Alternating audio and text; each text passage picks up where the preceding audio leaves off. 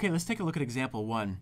What we're doing here is just taking a basic open C triad, C, G, and E, and then we're adding a D on top with the index finger of the plucking hand.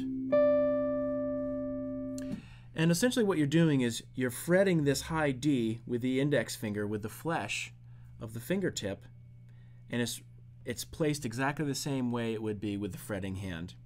And if you want to play the notes all together, as you would be strumming a chord, then you simply use the thumb to strum all the strings. And then if you want to do them, play them separately, then you can actually pluck the chord and then add the higher note by plucking that individual note with the pinky on your plucking hand. So you're fretting with your index finger, plucking it with your pinky or third finger, whichever is more comfortable for you.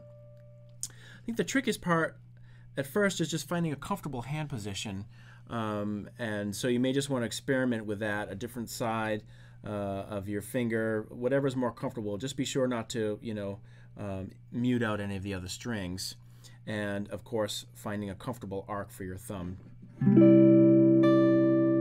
And you can do both. You can follow the strum up with a single pluck.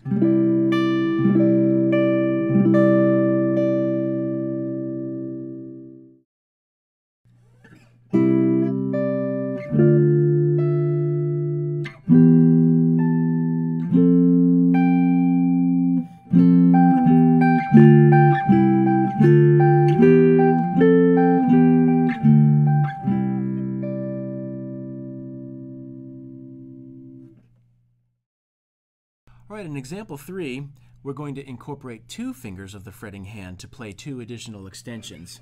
So we're going to start with our same open C triad, and this time, since the G and high E strings are empty, so to speak, we can use a fretting finger to actually pluck notes. In this case, a D on the G string, 7th fret, and also a B, which is the major 7th on the 7th fret high E string. So together you have a major 9th chord. And the technique is exactly the same as when you just use one finger to fret with. You're essentially finding a good spot between the frets, right on the wood. You want to have a nice connection there, and also find a comfortable spot with your fingertips so that there's enough room for the thumb to strum the strings behind the 2 fingers of the fretting hand, or the picking hand rather. So you can do a strum, or you can arpeggiate the notes one at a time with the thumb.